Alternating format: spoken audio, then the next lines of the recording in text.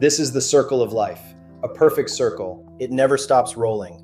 It never has, and it never will. It doesn't care whether you're happy or heartbroken, healthy or sick, successful or struggling. Life keeps rolling. Now look at the circles inside. They represent your marriage, your relationships, your children, your career, your health, and every responsibility you carry. For life to move smoothly, these circles need to work together. But most of us spend our lives jumping from one circle to another, trying to fix our spouse, our children, our friends, our coworkers, while life quietly rolls on without us. And yet, there's one circle that determines how every other circle in your life moves, the one at the center, the one most of us rarely enter, the only circle you can truly change, yours. You only get one life. Don't spend it chasing circles that were never yours to fix. Step into your own circle, reflect, find your weaknesses, strengthen it, take responsibility for it, and roll with life, making the most of the one and only chance you'll ever have in this world. Now, I'll let Mehdi take it from here. Today I have a question from Sarah. She asks, "My husband never listens to me. What should I do?" Before I answer that, let me remind you of the most important rule of Circle of Life. In your circle, there's only room for one person, you. Not your spouse, not your children, not your parents, just you. The moment you start thinking about how someone else needs to change, you've already stepped out of your own circle. And outside your circle, you have no control. Nothing changes except your stress, your frustration, and your resentment. The purpose of the Circle of Life is to bring your attention back to where your greatest power lies, inside your own circle. Because when you change the person at the center, you change the way you experience everything around you. So Sarah, I know you want a healthy and loving relationship, but healthy relationships don't begin by changing someone else. They begin by changing ourselves. The moment your happiness depends on changing your husband, you've stepped out of your own circle and into his. And there, you have no control. Your mind will tell you that he's the reason you're unhappy.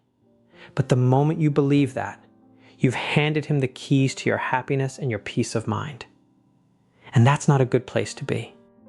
Now, before we assume your husband simply doesn't care, let's bring you back into your own circle. Here, there is only you. Sarah, sometimes when we care deeply about someone, our concern can sound like constant correction or direction. Over time, our spouse may stop hearing the message because they feel they're being managed instead of understood. Maybe your husband is carrying stress he hasn't shared. Maybe he processes problems differently than you do. Maybe he feels criticized when you only want to help. Or maybe he really isn't listening. The truth is, you don't know.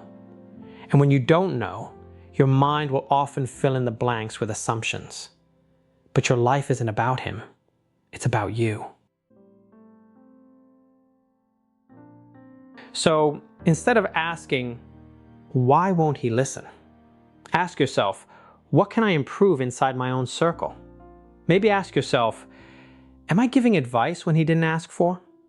Am I speaking to him as my partner or as someone I'm trying to manage?